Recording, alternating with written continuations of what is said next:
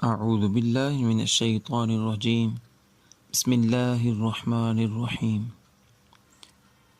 آج جمعۃ المبارک ہے اور جمعۃ المبارک کی نسبت سے میں اپنے کریم آقا صلی اللہ علیہ وآلہ وسلم کی محبت کا اور آپ کی کرم نوازی کا ایک واقعہ سامنے پیش گزار کرنا چاہتا ہوں۔ ایک بڑے عظیم بزرگ ہیں حضرت شاہ ولی اللہ محدث دہلوی رحمۃ اللہ تعالی علیہ۔ آپ کے والد ماجد شاہ عبد الرحیم رحمۃ اللہ تعالی علیہ نے فرمایا، ایک بار مجھے بخار کا عارضہ لاحق ہوا اور بیماری طول پکڑ گئی، حتیٰ کہ زندگی سے نا امیدی ہو گئی۔ اس دوران مجھے غنودگی ہوئی تو میں نے دیکھا کہ شیخ عبدالعزیز تشریف لائے ہیں اور فرماتے ہیں، بیٹا، رسول اکرم صلی اللہ علیہ وآلہ وسلم تیری عیادت کے لیے تشریف لا رہے ہیں اور غالباً اس طرف سے تشریف لائیں گے جس طرف تیری چارپائی کی پائنتی ہے، لہٰذا اپنی چارپائی کو پھیر لو تاکہ آپ کے پاؤں اس طرف نہ ہوں۔ یہ سن کر مجھے کچھ افاقہ ہوا اور چونکہ مجھے گفتگو کرنے کی طاقت نہ تھی، میں نے حاضرین کو اشارے سے سمجھایا کہ میری چارپائی پھیر دو۔ انہوں نے چارپائی کا رخ بدلا ہی تھا کہ شاہ کونین صلی اللہ علیہ وآلہ وسلم تشریف لے آئے اور فرمایا، کیف حالک یا بنیا، اے میرے بیٹے کیا حال ہے؟ اس ارشاد گرامی کی لذت مجھ پر ایسی غالب ہوئی کہ مجھے وجد آ گیا اور زاری و بے قراری کی عجیب حالت مجھ پر طاری ہوئی۔ پھر مجھے آقا کریم صلی اللہ علیہ وآلہ وسلم نے اس طرح گود مبارک میں لے لیا کہ آپ کی ریش مبارک میرے سر پر تھی اور حضور سرور کونین صلی اللہ علیہ وآلہ وسلم کا پیراہن مبارک میرے آنسوؤں سے تر ہو گیا۔ پھر آہستہ آہستہ یہ حالت سکون سے بدل گئی۔ پھر میرے دل میں خیال آیا کہ مدت گزر گئی اس شوق سے کہ کہیں سے سرکار دو عالم صلی اللہ علیہ وآلہ وسلم کے بال مبارک مل جائیں۔ کتنا کرم ہوگا اگر میرے آقا مجھے یہ دولت عنایت فرمائیں۔ بس یہ خیال آنا ہی تھا کہ حضور صلی اللہ علیہ وآلہ وسلم نے میرے اس ارادے پہ اطلاع پائی اور آپ صلی اللہ علیہ وآلہ وسلم نے اپنی ریش مبارک پر ہاتھ مبارک پھیرا اور دو بال مبارک مجھے عطا فرمائے۔ پھر یہ خیال آیا کہ بیدار ہونے کے بعد یہ نعمت یعنی آپ کے منہ مبارک، بال مبارک میرے پاس یہ دولت رہے گی یا نہیں؟ تو حضور صلی اللہ علیہ وآلہ وسلم نے فرمایا، بیٹا یہ دونوں بال مبارک تمہارے پاس رہیں گے۔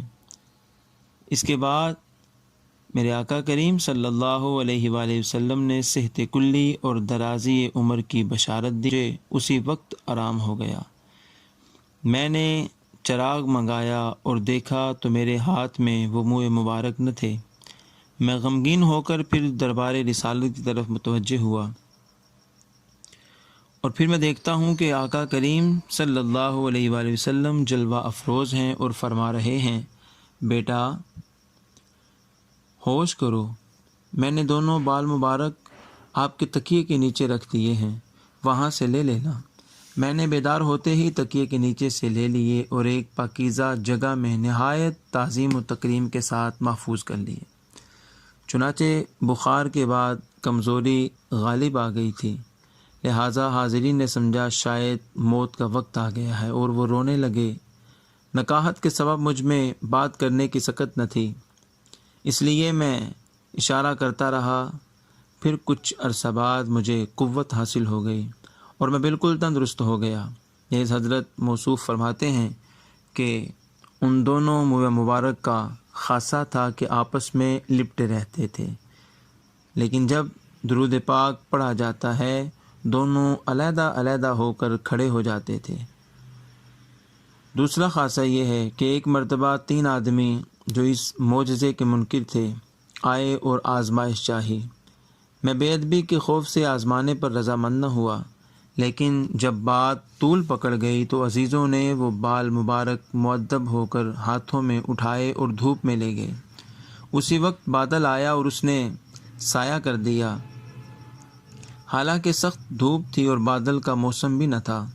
یہ دیکھ کر ان میں سے ایک نے توبہ کر لی اور مان گیا، جبکہ دوسرے دونوں نے کہا یہ اتفاقی امر تھا۔ دوسری بار پھر وہ منہ مبارک دھوپ میں لے گئے تو پھر بادل نے آ کر سایہ کر دیا۔ اب دوسرا بھی تائب ہوا۔ تیسرے نے کہا اب بھی اتفاقی امر ہے۔ تیسری مرتبہ پھر دھوپ میں لے گئے تو بادل نے سایہ کر دیا تو تیسرا بھی تائب ہو گیا اور مان گیا۔ تیسری وجہ یہ ہے کہ ایک بار کچھ لوگ منہ مبارک کی زیارت کے لیے آئے تو میں منہ مبارک والے صندوق کو باہر لایا۔ کافی لوگ جمع تھے۔ میں نے تالا کھولنے کے لیے چابی لگائی تو تالا نہ کھلا۔ بڑی کوشش کی مگر میں تالا کھولنے میں ناکام رہا۔ پھر میں اپنے دل کی طرف متوجہ ہوا تو معلوم ہوا کہ ان لوگوں میں فلاں آدمی جنبی ہے، اس کی شامت ہے اور اس کی وجہ سے دوسرے لوگ بھی سعادت سے محروم رہ رہے ہیں اور تالا نہیں کھل رہا۔